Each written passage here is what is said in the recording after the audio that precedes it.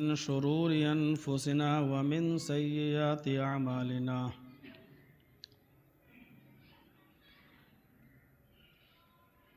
من يهده الله فلا مضل له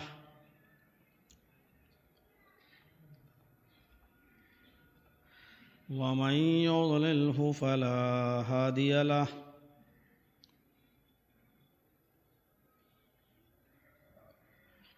وأشهد أن لا إله إلا الله وحده لا شريك له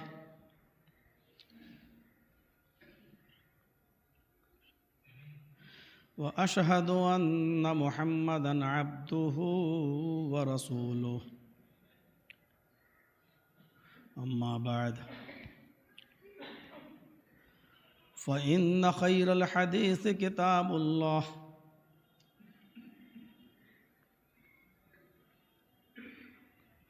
وخير الهدي هدي محمد صلى الله عليه وسلم وشر الأمور محدثاتها وكل محدثة بدعة وكل بدعة ضلالة وكل ضلالة في النار.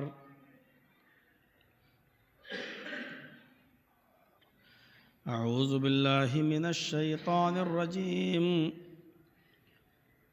بسم الله الرحمن الرحيم.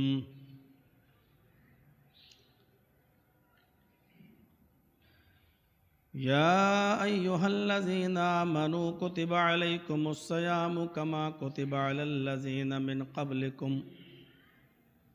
قبلكم لعلكم تتقون.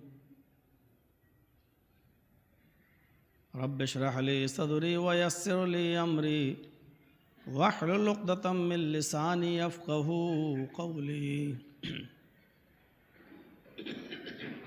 ہر قسم کی تعریف اور ساری کبریائی، بڑائی، بزرگی، ساری خوبیاں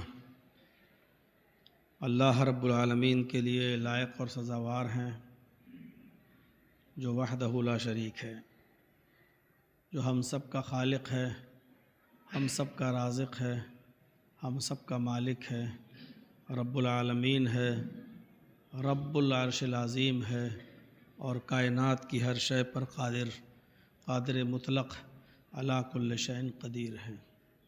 اسی سے ہماری یہ دعا ہے کہ الہ العالمین قیامت کی صبح تک درود و سلام کے بے شمار پھولوں کی بارش فرما، تمام پیغمبروں پر اور بالخصوص محسن انسانیت رحمت للعالمین جناب محمد رسول اللہ صلی اللہ علیہ وسلم کی ذات گرامی پر اللہم صلی وسلم وبارک علیہ۔ رمضان کا یہ مقدس مہینہ جو آج مغرب کی اذان کے ساتھ ساتھ ہم سے پورے سال کے لیے رخصت ہو جائے گا، اپنے اندر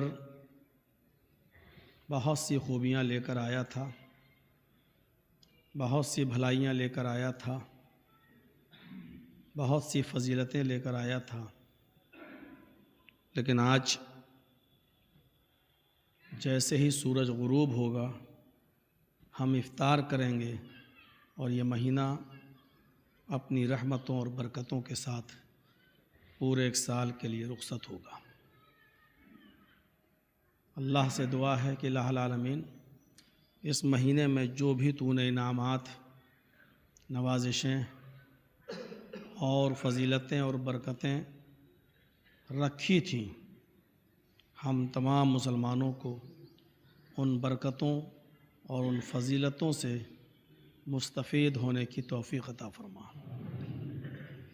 اور دعا یہ بھی ہے کہ آئندہ سال ہمیں یہ مہینہ پھر نصیب فرما۔ اس مہینے کے اندر جو سب سے بڑی خوبی تھی اس روزے کی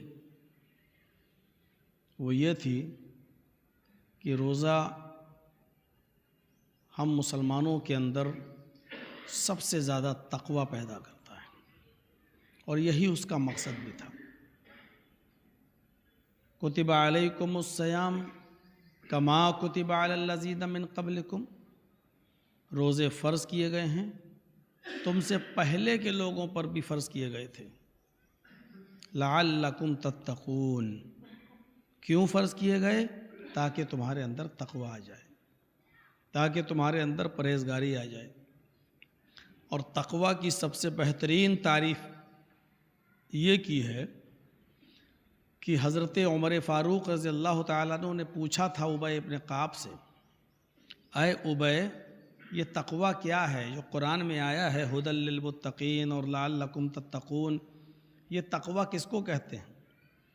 تو حضرت ابی ابن کعب نے کہا تھا کہ اے عمر، کبھی تم جنگل میں گئے ہو، کانٹے ہی کانٹے ہوں، کوئی پیر رکھنے کی جگہ نہ ہو، چاروں طرف جھاڑیاں ہوں اور کانٹے ہی کانٹے ان جھاڑیوں میں ہوں، تو اس جنگل سے تم کیسے جاؤ گے، کیسے گزرو گے؟ تو حضرت عمر فاروق رضی اللہ تعالیٰ عنہ نے کہا تھا کہ ہم اپنا دامن بچا کے چلیں گے، اپنے کپڑے سمیٹ لیں گے، چادر وغیرہ اگر ہم اوڑے ہوں گے یا جو کپڑے پہنے ہوں گے ان کو ہم بچائیں گے کہ کوئی کانٹا لگ نہ جائے، اور بہت ہی آہستہ آہستہ چلیں گے تاکہ ہمارے پیر میں بھی کوئی کانٹا چبھ نہ جائے۔ حضرت ابی ابن کعب نے کہا یہی تو تقوی ہے، جیسے کانٹوں دار راستوں سے تم اپنے آپ کو بچا کر چلتے ہو کہ کوئی کانٹا میرے کپڑے میں اور پیر میں لگ نہ جائے، اسی طریقے سے اس دنیا میں گناہ ہی گناہ بچھے ہوئے ہیں، جال ہے گناہوں کا۔ تم اس دنیا میں بالکل اسی طریقے سے جیسے جنگل میں کانٹوں سے بچ بچ کے گزر جاتے ہو، ایسے ہی اس دنیا میں گناہوں سے بچ بچ کر گزر جاؤ۔ لیکن جنگل میں بہت زیادہ بچنے کے باوجود دو چار کانٹے لگ ہی جائیں گے، ایسے ہی بہت زیادہ گناہوں سے بچ بچ کر چلو گے تب بھی دو چار گناہ ہو ہی جائیں گے۔ جیسے ان کانٹوں کا علاج کر لیتے ہو، کپڑا پھٹ جائے تو سل لیتے ہو، پیر میں کانٹا چبھ جائے تو مرہم پٹی کر لیتے ہو، ایسے ہی اگر کچھ گناہ دنیا میں ہو جائیں تو توبہ اور استغفار کر لو، یہی اس کا علاج ہے۔ لعلکم تتقون، یہ روزہ بھی تقوی پیدا کرنے کے لیے آیا ہے۔ اب 30 روزے رکھنے کے بعد اب کل سے جو وقت شروع ہوگا عید کی نماز کے بعد، وہ ہوگا احتساب نفس کا، وہ ہوگا حساب و کتاب کا۔ ان 30 روزوں کے کیا اثرات پڑے ہیں ہماری زندگی پر، کل سے ہر مسلمان کو اپنا خود حساب کرنا ہے اور اپنی ذات پر یہ دیکھنا ہے کہ کیا اثر پڑا ہے اس کا، کھانے میں، پینے میں، رہن میں، صحن میں، چلنے میں، پھرنے میں، پڑوسیوں کے ساتھ ہمارے تعلقات، رشتہ داروں کے ساتھ ہمارے تعلقات، روزی روٹی، تجارت، بزنس، حلال و حرام، ان تمام چیزوں کا کل سے حساب لینے کا وقت ہے کہ یہ تقوی ہماری زندگی میں کہاں آیا ہے، کہاں؟ ہم اپنے بچوں کے ساتھ کس طریقے سے ہیں، ہم اپنے ماں باپ کے ساتھ کس طریقے سے ہیں، ہم اپنے گھر میں کس طریقے سے ہیں اپنے بیوی کے ساتھ، ہم معاشرے میں کیسے رہ رہے ہیں، ہمارے پڑوسی ہم سے خوش ہیں یا نہیں، ہمارے اعزاء اور اقارب رشتہ دار ہم سے خوش ہیں یا نہیں، ہم جو چیز کھا رہے ہیں وہ حلال ہے یا نہیں، ہم جو بزنس کر رہے ہیں وہ حلال ہے یا نہیں۔ یہ روزے 30 روزوں نے ہمارے اندر کتنا ان تمام چیزوں کا احساس پیدا کیا ہے۔ یہ کل سے حساب کا وقت ہے۔ یا ایھا الذین آمنوا اتقوا اللہ ولتنظر نفس ما قدمت لغد، آئی ایمانوں والو تم اللہ سے ڈرتے رہو اور غور کرو نفس ما قدمت لغد کہ کل قیامت کے دن کے لیے تم نے کون سی تیاری کی ہے، کون سی تیاری کی ہے۔ یہ پورے مہینے آپ نے جو رمضان کے روزے رکھے ہیں اللہ سے ایک وعدہ کیا ہے۔ وعدہ کیا ہے؟ کتب علیکم الصیام، یہ روزے تمہارے اوپر فرض کر دیے گئے جیسا کہ تم سے پہلے کے لوگوں پر فرض کیے گئے۔ یہاں اللہ رب العالمین نے روزے کو سیام کہا۔ صوم اور سیام دونوں کا معنی ہوتا ہے رک جانا۔ عربی زبان میں روزے کو صوم بھی کہتے ہیں اور سیام بھی کہتے ہیں۔ صوم اور سیام دونوں کا معنی ہوتا ہے رک جانا۔ عام محاورتی معنی میں آپ کا ہاتھ بھی برائی سے رک جائے، آپ کا پیر بھی برائی سے رک جائے، آپ کی آنکھیں بھی برائی سے رک جائیں، آپ کا کان بھی بری اور حرام چیزیں سننے سے، غیبت چغلی وغیرہ یہ سننے سے رک جائے، آپ کا دل بھی برے خیالات سے کے دھڑکنے سے رک جائے۔ اگر آپ نے ان تمام چیزوں کو، ہاتھوں کو، پیروں کو، زبان کو، ناک کو، کان کو، آنکھ کو، دل کو حرام چیزوں سے روک لیا تو آپ کا روزہ عام محاورتی معنی میں بالکل صحیح مانا جائے گا۔ شرعی اصطلاح میں روزہ کسے کہتے ہیں؟ یہ تو ہو گیا کہ عام محاورتی معنی۔ شرعی اصطلاح میں روزے کا معنی، صوم اور سیام کا معنی ہوتا ہے مخصوص وقت کے لیے، مخصوص دنوں میں اپنے آپ کو حلال چیزوں سے روک لو، یہ ہے روزہ۔ عام معنی یہ ہو گیا کہ اپنے ہاتھ کو، پیر کو، زبان کو، ناک کو، کان کو، آنکھ کو، دل کو حرام کاموں کی طرف جانے سے اور حرام چیزوں کے احساسات سے روک لو، یہ ہے روزہ۔ اور شرعی معنی مخصوص دنوں کے لیے، مخصوص وقت میں اپنے آپ کو حلال چیز سے روک لینے کا نام روزہ ہے، حرام چیز سے نہیں، حلال چیز سے روک لینے کا نام روزہ ہے۔ مان لیجیے آپ کے یہاں 5:01 یا 2 پر سحری کا ٹائم ختم ہو رہا ہے، آپ کی آنکھ ہی کھلی 5 بجے، کلا الا کرتے وقت، منہ دھلتے وقت، لیٹرین باتھ روم میں جاتے وقت 10 منٹ اور ہو گئے، سحری کا ٹائم ختم ہو چکا ہے۔ اب آپ نے گھڑی دیکھی تو بج رہے ہیں 5:10 یا 5:15۔ اب آپ روزہ نہیں رکھ سکتے، سحری نہیں کھا سکتے۔ اب آپ یہ سوچ رہے ہیں کہ 15 منٹ ہی تو لیٹ ہوئے ہیں، چلو ہم ادھر 15 منٹ دیر سے ہم سحری کر رہے ہیں، ادھر اگر 5:50 پر یا مان لیجئے 6:10 پر یا 15 منٹ پر روزہ اگر کھل رہا ہے تو ادھر ہم 6:10 کے بجائے، 6:15 کے بجائے ادھر ہم 10 منٹ اور بڑھا لیں گے یا 15 منٹ بڑھا لیں گے اور ہم 6:30 پہ روزہ کھول لیں گے۔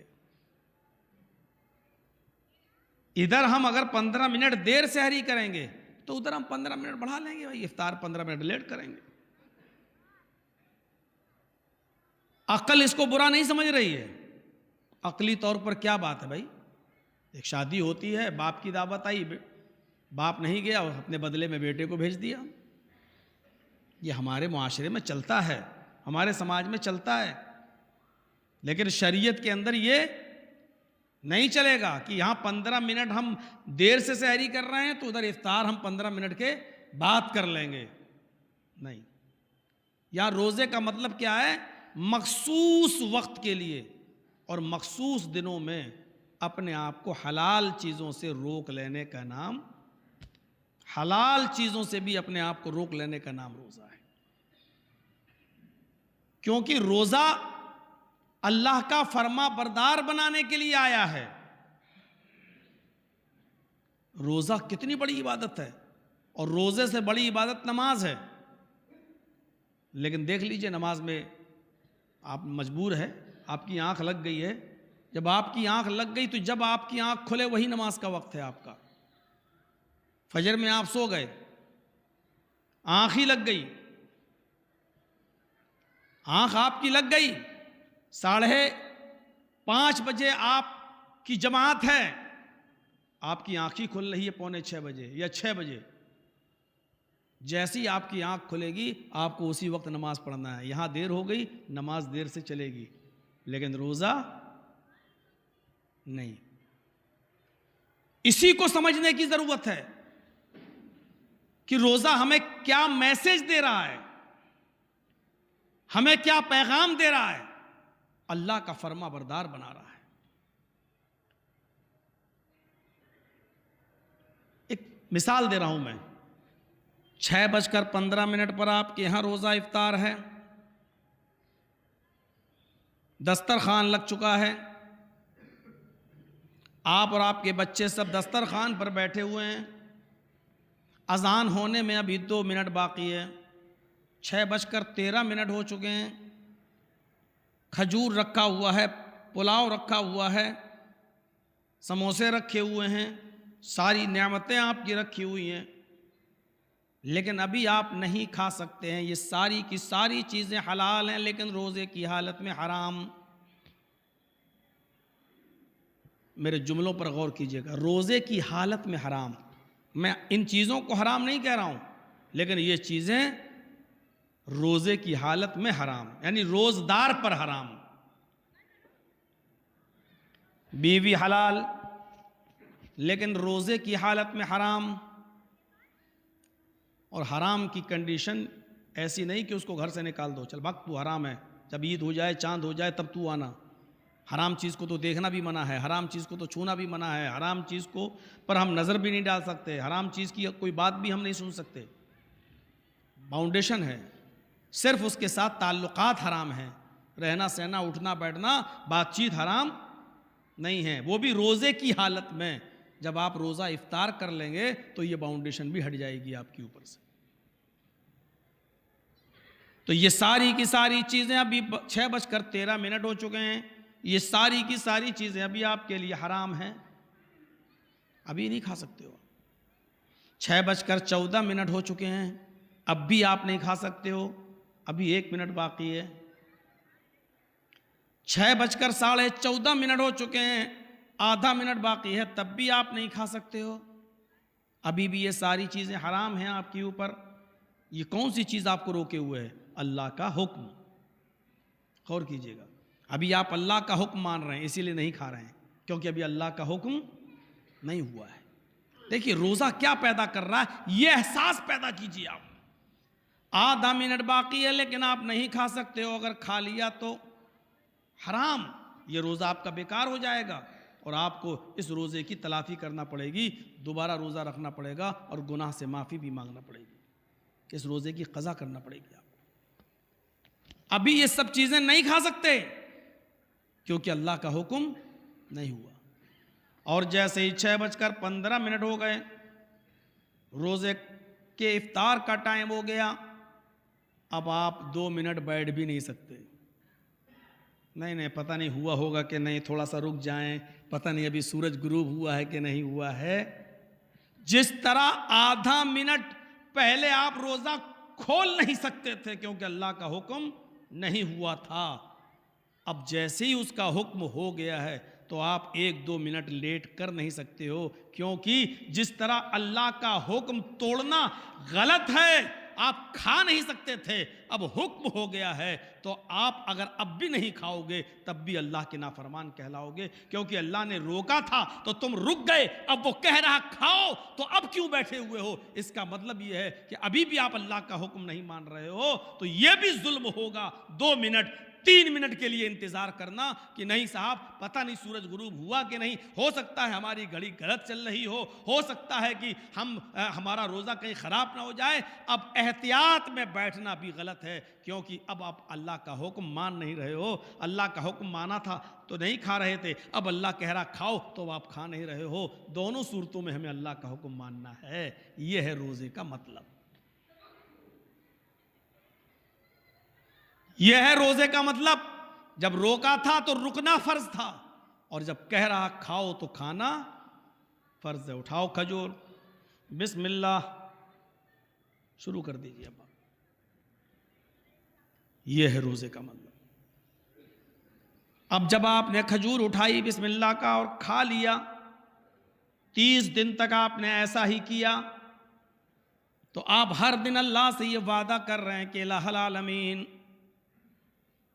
آئے میرے پروردگار، دیکھ میں تیرا اتنا بڑا فرمانبردار بندہ ہوں کہ تو نے ہمیں حلال چیزوں سے روکا، تو 1 مہینے تک میں تیری منع کرنے پر حلال چیزوں سے رکا رہا، تیرے منع کرنے پر حلال چیزیں میں نے چھوڑ دی. اے اللہ، جب تیرے حکم پر میں 1 مہینے تک حلال چیزیں چھوڑ سکتا ہوں، دودھ چھوڑ سکتا ہوں، شربت چھوڑ سکتا ہوں، گوشت چھوڑ سکتا ہوں، محبوب چیزیں چھوڑ سکتا ہوں، بیوی چھوڑ سکتا ہوں، الہ العالمین تیرے حکم پر جب میں حلال چیزیں چھوڑ سکتا ہوں 1 مہینے تک، تو اے اللہ اس بات کا وعدہ کرتا ہوں کہ سال کے 12 مہینے تک میں حرام چیزوں سے بھی دور رہوں گا، سال کے 12 مہینے تک میں حرام کاموں سے بھی بچا رہوں گا، حرام کاموں کو بھی چھوڑتا رہوں گا. آپ نے یہ 30 دن اللہ سے وعدہ کیا ہے. اب کل عید کا دن ہے، عید کی نماز کے بعد اس وعدے کو دیکھنا ہے کہ آپ نے اللہ سے جو 30 دن وعدہ کیا ہے، اس وعدے کا کتنا پاس و لحاظ آپ کر رہے ہیں. یہ کل کا دن پتہ چل جائے گا. اللہ سے آپ نے مذاق کیا، جھوٹ بولا، وعدہ خلافی کی، غداری کی، اللہ کو تو معلوم ہی ہے. لیکن کل عید کے بعد ہمارا سماج، ہمارا معاشرہ، ہماری سوسائٹی، ہمارا محلہ اور خود ہمارا وجود کل اس بات کی گواہی دے دے گا کہ ان 30 روزوں میں ہم نے اللہ سے جو وعدہ کیا ہے، اس وعدے کو ہم کتنا نبھا رہے ہیں. وَلَا تَكُونُوا كَالَّتِي نَقَضَتْ غَزْلًا، اس عورت کی طرح مت ہو جانا جو بڑی محنت سے کپڑا تیار کرتی ہے، بنا کر تیار کرتی ہے، چرخہ کاٹتی ہے، سوت پھراتی ہے، کوئن بابن مشی، تمام چیزیں بنانے کے تیار کرنے کے بعد گمچھا یا انگوچھا، چادر وغیرہ، لنگی وغیرہ تیار کر لے اور اس کے بعد اس کو لے کر بیٹھ جائے. نقضت غزلہ، ایک ایک تار کو وہ الگ کر دے اور پھاڑ کے پھینک دے. کون کہے گا یہ عقل مند عورت ہے، یہ تو بے وقوف ہے. جب تجھے کپڑا پھاڑنا ہی تھا تو اتنی محنت کر کے بنانے کی ضرورت ہی کیا تھی؟ ارے جب تجھے مکان توڑنا ہی تھا تو کیوں گیا تھا بمبئی، کیوں گیا تھا دلی محنت کرنے، اور اتنی محنت سے پیسہ کما کر تو نے 2-4 مہینے مکان بنانے میں لگا دیا، اور جب مکان بن کر تیار ہو گیا تو 1 دن بیٹھ گیا اور اس کو تو نے توڑ کے پھینک دیا. ارے جب تجھے مکان توڑنا ہی تھا تو بنانے کی ضرورت کیا تھی؟ اتنا پیسہ خرچ کرنے کی ضرورت کیا تھی؟ جب آپ کو گانے سننا ہی تھے، جب آپ کو حلال و حرام کا خیال رکھنا ہی نہیں تھا، جب آپ کو ڈی جے بجانا ہی تھا، جب آپ کو اپنے بیٹے اور بیٹیوں کی شادیوں میں جب آپ کو ریکارڈنگ کرنا ہی تھا، ویڈیو بنانا ہی تھا، گدھے اور کتوں کی طرح کھڑے ہو کر بفر سسٹم سے کھانا کھلانا ہی تھا، جب یہ تمام چیزیں آپ کو کرنا ہی تھا تو 30 دن کے روزے رکھنے کی آپ کو ضرورت کیا تھی؟ یہ ایسے ہی ہے جیسے آپ نے 5-6 مہینے محنت کرنے کے بعد ایک مکان تیار کیا اور آپ 1 دن بیٹھ کر آپ نے اس کو پورا کا پورا مکان توڑ دیا. ایسا کرنے والا بے وقوف ہے، ایسا کرنے والا پاگل ہے. جب آپ کو یہ سب کرنا ہی تھا تو آپ کو روزے رکھنے کی ضرورت ہی کیا تھی؟ میرے بھائیوں، جب آپ کو 30 روزے آپ نے رکھنے ہی ہیں اور آپ بھوکے اور پیاسے رہے اور عید کے بعد بھی آپ کا وہی حال رہا، جن چیزوں سے ہمیں منع کیا گیا ہم وہی کام کر رہے ہیں. فرمایا ایسی اس عورت کی طرح ہے جیسے اس نے کوئی کپڑا بنا کر تیار کیا اور پھاڑ کر پھینک دیا. مولانا صاحب یہ بات تو صحیح تھی، حلال حرام یہ جملہ کہہ کے نکل جاتے، صحیح تھا. یہ افر بفر سسٹم اور آرات برات یہ جملہ کہنے کی کیا ضرورت تھی؟ آپ سیدھے سیدھے کہتے کہ ہاں حرام سے بچو. اب حرام ایک چیز ہوتی ہے کیا؟ ہم نے حرام سے بچنا ہی سب سے بڑا تقوی ہے. اتق المحارم، اپنے آپ کو حرام چیزوں سے بچا لو، روک لو. اب حرام چیزوں کی تو ایک پوری کی پوری ایک لسٹ تیار ہے. غیبت کرنا بھی حرام، چغلی کرنا بھی حرام، حسد کرنا بھی حرام، ایک دوسرے سے دشمنی اپنے دل میں رکھنا بھی حرام، تعلقات خراب کرنا بھی حرام، دھوکہ دینا بھی حرام۔ اب ہر چیز کی ایک الگ لسٹ۔ دھوکہ دینا کیسا حرام؟ من غش فلیس منا، جس نے کسی کو دھوکہ دیا وہ ہم میں سے نہیں، اسلام سے خارج کر دیتا ہے، مسلمان نہیں، وہ ہم میں سے نہیں۔ اب دھوکہ دینا اس درجے کا حرام۔ من غش فلیس منا، جس نے دھوکہ دیا وہ ہم میں سے نہیں۔ اب دھوکے کی بھی کئی قسمیں ہوتی ہیں۔ آپ نے گمچھے تیار کیے، انگوچھے تیار کیے، ایک ہاتھ میں ڈیفیکلٹ ہو گیا، خراب آ گیا، آپ نے اس خراب چیز کو تہہ کر کے اندر کر دیا۔ 50 انگوچھوں کی گانٹھ بنا رہے ہیں، اس خراب انگوچھے کو بیچ میں ڈال دیا اور لے جا کر پورے کی پوری گانٹھ آپ نے بیچ دی۔ 50 کے 50 انگوچھے ایسے ہی بیچ دی، اور آپ کو معلوم ہے کہ خراب انگوچھا بیچ میں ہے۔ آپ دھوکہ دے رہے ہیں۔ اللہ کے نبی صلی اللہ علیہ وسلم، بخاری کی روایت ہے، گلے کی ڈھیر پہ جاتے ہیں، آپ نے اوپر اناج دیکھا، آپ نے اس سے پوچھا کیا بھاؤ ہے، اور بات کرتے کرتے آپ نے اس اناج کے اندر ہاتھ ڈالا تو کیا دیکھتے ہیں، اندر کا اناج بھیگا ہوا ہے۔ آپ نے اس سے کہا یہ کیا ہے؟ سوکھا اناج آپ نے اوپر ڈال دیا اور بھیگا اناج آپ نے نیچے۔ کہنے لگا اللہ کے نبی بارش کی وجہ سے بھیگ گیا تھا۔ تو آپ نے کہا اگر بارش کی وجہ سے بھیگ گیا تھا تو بھیگے ہوئے کو اوپر رکھتے اور سوکھے ہوئے اناج کو نیچے رکھتے، تاکہ کوئی آدمی لینے والا دھوکہ نہ کھاتا۔ آپ اس کمائی سے جو پیسہ کما رہے ہیں، ایک دن بھی آپ نے اب یہ پورا کا پورا جو سوکھا بیچا ہے وہ بھی اب حرام کے درجے میں آ گیا، اور جس نے حرام کا ایک لقمہ کھایا اس کی 40 دن تک کی عبادت قبول نہیں ہوتی ہے۔ غور کرو، یہ حرام کا ایک دوسرا درجہ۔ دھوکہ دینا، فلیس منا، وہ ہم میں سے نہیں۔ رشوت لیتے ہو، رشوت دیتے ہو، رشوت، یہ معلوم ہے کہ ہم غلط کر رہے ہیں، لیکن ہم نے اپنے فیور میں بلوانے کے لیے 5000 روپے ہم پولیس کو دے آئے۔ صاحب شام کو آنا ہمارے گھر پر، اور جب فیصلہ کرو تو تھوڑا سا ہمارا پکش کر دینا۔ صبح تک وہ پولیس کچھ اور کہہ رہی تھی، 5000 روپے اس کی جیب میں پہنچ گئے، اب کچھ اور کہنے لگی ہے۔ آپ نے یہ کہہ کر منوا لیا، اور پولیس نے جو فیصلہ کیا ہم نے مان لیا۔ اب وہ تھوڑا سا 1 انچ 2 انچ کی زمین جو ہمیں زیادہ مل گئی، میرے بھائیوں، وہ رشوت آپ نے دیا وہ بھی غلط، اور یہ جو آپ نے 1-2 انچ زمین زیادہ لے لی یہ بھی غلط۔ اب ادھر بھی حرام ادھر بھی حرام۔ اس حرام کا درجہ یہ ہے کہ الراشی والمرتشی کلاہما فی النار، رشوت دینے والا اور رشوت لینے والا دونوں جہنمی۔ وہاں آپ نے رشوت دی، وہاں پر آپ جہنمی ہو چکے، اور یہاں آپ نے 1-2 انچ زیادہ زمین لی، یہ بھی حرام۔ یہ زمین 7 زمینوں کا طوق بنا کر تمہارے گلے میں ڈالا جائے گا، اور تم زمین کے اندر دھس رہے ہوگے، یہ دوسرا حرام۔ لعلکم تتقون، روزہ اس لیے آیا ہے کہ ان حرام چیزوں سے ہم اپنے آپ کو بچا لیں، ان حرام چیزوں سے اپنے آپ کو دور کر لیں۔ میرے بھائیوں، پورا کا پورا بخشش پر ڈیپینڈ ہے۔ من صام رمضان ایمانا واحتسابا، بیٹھے رہیے، جب تھوڑا دیر ہوئے گی تو زور سے، جب تیز بارش ہوگی تب ہم دیکھیں گے، ابھی رکیے، بیٹھیے۔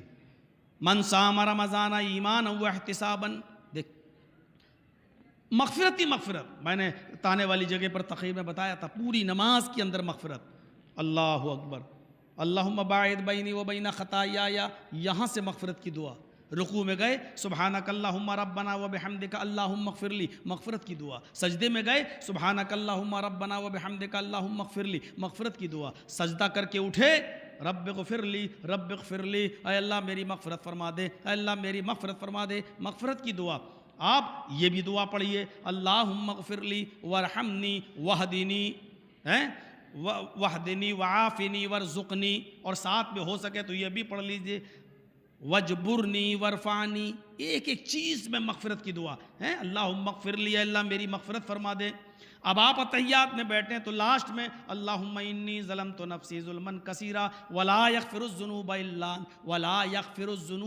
انت فاغفر لی مغفرۃ من عندک، مغفرت کی دعا، یعنی پوری کی پوری نماز میں مغفرت، روزے میں مغفرت۔ من صام رمضان ایمانا واحتسابا غفر له ما تقدم من ذنبی، جس نے پورے مہینے کا روزہ رکھا اس کی مغفرت۔ من قام رمضان ایمانا واحتسابا، جس نے پورے مہینے قیام کیا، تراویح پڑھی، اس کی مغفرت۔ جس نے لیلۃ القدر جاگا، پورے مہینے لیلۃ القدر پورے 5 دنوں تک، یعنی شب قدر پورے مہینے کی آخری 10 راتوں میں 5 راتیں وہ لیلۃ القدر۔ تو میرے بھائیوں، میں جانتا ہوں لیکن ابھی پہلے ختم نہیں کر سکتا ہوں، 1 منٹ 2 منٹ تھوڑا باقی ہے، تو میرے بھائیوں ذرا سنیے۔ تو یہ بھی مغفرت، دیکھیے پورے رمضان کے اندر مغفرت ہی مغفرت ہے۔ اور اسی لیے اس کے بعد پھر کیا رکھا ہے؟ اعتکاف۔ جو اعتکاف کر کے ایمان و ثواب کی نیت سے اعتکاف میں بیٹھا 10 دن خشوع کے ساتھ، للہیت کے ساتھ عبادت میں لگا، وہ ایسے نکلتا ہے جیسے ماں کے پیٹ سے کوئی بچہ پیدا ہو، وہ گناہوں سے دھلا ہوا۔ یہ روزے میں جو کچھ کمیاں ہو جاتی ہیں جانے انجانے میں ہم لوگوں سے، ان کمیوں کو دور کرنے کے لیے وہ روزے ہمارے زمین اور آسمان کے بیچ میں لٹک جاتے ہیں، قبول نہیں ہوتے ہیں۔ اس کے لیے اللہ کے نبی نے فرمایا عید کی نماز سے پہلے اور عید کا چاند ہو جانے کے بعد سے صدقۃ الفطر ادا کرو۔ صدقہ فطر، یہ اگر آپ کا بچہ ڈلیوری میں عید کی نماز سے، سن لیجئے، مان لیجئے آپ کے ہاں عید کی نماز 7:30 بجے یا 7:45 بجے ہے، آپ کے اعلان میں، اور اعلان سب کو معلوم ہے کہ 7:45 پر عید کی نماز ہے۔ اگر آپ جس مسجد میں یا جس عیدگاہ میں نماز پڑھتے ہیں اس عیدگاہ سے آپ کا تعلق ہے، اب 7:45 پر عید کی نماز ہے، 7:40 پر بھی اگر آپ کے ہاں کوئی بچہ پیدا ہوا ہے تو آپ کو اس بچے کا بھی صدقہ فطر دینا پڑے گا۔ سن لیجئے آپ، 7:45 کے بعد اگر کوئی بچہ پیدا ہوتا ہے تو پھر اس کا صدقہ فطر نہیں ہے، لیکن 7:45 سے پہلے 7:44 پر بھی اگر آپ کے گھر میں بچہ پیدا ہوا ہے تو اس بچے کا بھی صدقہ فطر دینا پڑے گا۔ صدقہ فطر 2.5 کلو کے حساب سے ہمیں اور آپ کو دینا پڑے گا۔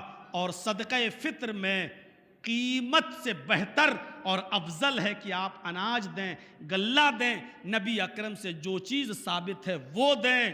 میرے بھائیوں، جیسے قربانی ہی کرنا افضل ہے اور بہتر ہے، قربانی کا جانور 10,000 کا آپ لاتے ہیں، اب یہ سوچیں کہ 10,000 ہم کسی غریب کو دے دیں گے، اس کے بیٹے کی بیماری کے علاج میں کام آ جائے گا، تو وہاں یہ نہیں چلے گا، کیونکہ قربانی ہی ثابت ہے۔ اسی طریقے سے میرے بھائیوں، صدقہ فطر اللہ کے رسول نے قیمت کی شکل میں ادا نہیں کیا، اور صحابہ کرام نے کبھی اس کی قیمت نہیں دی، لہٰذا صدقہ فطر میں اناج ہی دیا جاتا ہے اور اناج ہی دینا چاہیے 2.5 کلو کے حساب سے۔ وہ الگ بات ہے، آپ کی طاقت ہے، آپ چاہتے ہیں کہ مولانا صاحب گیہوں تو مان لیجیے مل رہا ہے 28 روپے کلو اور آٹا مل رہا ہے 30 روپے کلو، تو ایسے اگر ہم 2.5 کلو دیں گے تو 30 دونی 60 اور 15 75 روپے کے حساب سے ہم چاہتے ہیں کہ ہم کسی کو زیادہ دے دیں۔ ہم گیہوں دے رہے ہیں تو ایک آدمی کا 75 روپے بن رہا ہے، ہم چاہتے ہیں کہ ہم اس کو 200 روپے کے حساب سے دیں، تو میرے بھائیوں آپ کھجور دے دیجئے اس کو 2.5 کلو کے حساب سے۔ اور زیادہ آپ کے اندر دینے کا جذبہ ہے تو پنیر دے دیجئے آپ 2.5 کلو کے حساب سے۔ وہاں چھاتی پھٹتی ہے، صاحب پنیر دیں گے اتنا روپیہ کلو، اور ایک آدمی کا 2.5 کلو کے حساب سے ہم پنیر دیں گے؟ اگر آپ پنیر دیں گے تب بھی ایک آدمی کا 2.5 کلو کے حساب سے آپ کو دینا پڑے گا، جو دیں گے تب بھی آپ کو اتنا دینا پڑے گا، کشمش دیں گے تب بھی 2.5 کلو کے حساب سے دینا پڑے گا۔ اس زمانے میں صحابہ کرام گیہوں جو سب سے زیادہ مہنگا تھا، اللہ کے رسول کے زمانے میں تو گیہوں نہیں تھا، لیکن صحابہ کرام کے زمانے میں گیہوں آ گیا تھا، تو گیہوں بھی آپ 2.5 کلو کے حساب سے دیا جاتا تھا۔ ایک صحابی تھے جو بہت زیادہ غریب تھے، ان کو ضرور رخصت مل گئی تھی کہ آپ آدھا سا دے سکتے ہو، اور آدھے سا کے بارے میں بھی کچھ لوگوں نے کہا، لیکن جو سب سے مہنگی چیز تھی اس میں سے انہوں نے کہا چلو آدھا سا دے دو، لیکن وہ بھی سب نے نہیں، اور دوسرے صحابہ نے اعتراض کیا نہیں، اللہ کے رسول نے کسی بھی جنس میں سے ایک سا سے کم نہیں دیا تو گیہوں میں سے بھی ایک سا ہی نکالا جائے گا۔ تو میرے بھائیوں، بہت سے صحابہ باوجود مہنگا ہونے کے وہ گیہوں میں سے بھی 2.5 کلو ہی کے حساب سے نکالا کرتے تھے۔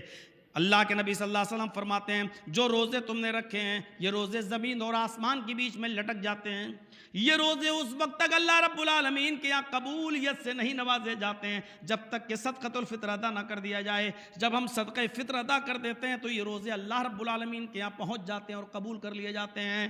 تو ان روزوں کو ہم نے رکھا ہے تو ہمیں یہ چاہیے کہ یہ روزے اللہ تک پہنچیں اور اللہ ان کو قبول فرمائے، تو اس کے لیے صدقہ فطر بھی دینا بہت ضروری ہے۔ ہم اللہ سے دعا کرتے ہیں کہ اللہ العالمین ہمیں صدقہ فطر ادا کرنے کی بھی توفیق عطا فرمائے اور ہر جنس سے 2.5 کلو کے حساب سے ہمیں دینے کی توفیق عطا فرمائے۔ اور اس کا سب سے بہترین وقت یہ ہے کہ چاند ہو جانے کے بعد سے شروع ہوتا ہے اور نماز عید سے پہلے مستحق تک یہ اناج، یہ غلہ پہنچ جانا چاہیے۔ ہم 1 دن پہلے دے دیں، 2 دن پہلے دے دیں، جائز ہے، چلے گا۔ افضل یہی ہے کہ چاند ہو جانے کے بعد سے دیا جائے تاکہ وہ خرچ نہ کر سکے اور عید کے دن کوئی بھیک مانگتا ہوا نظر نہ آئے، اور عید کے دن اس کے گھر میں بھی چولہا جلے، اس کے گھر میں بھی کھانا بنے، مسلمانوں کی خوشی میں وہ غریب گھر بھی شامل ہو جائیں، یہ مقصد ہے۔ تو اللہ تعالیٰ سے دعا ہے کہ بار الہ روزوں کا جو مقصد ہے تقوی و پرہیزگاری وہ ہمارے اندر پیدا فرما دے۔ اللہ ہمیں حلال و حرام میں تمیز کرنے کی توفیق عطا فرما۔ اے اللہ، روزے میں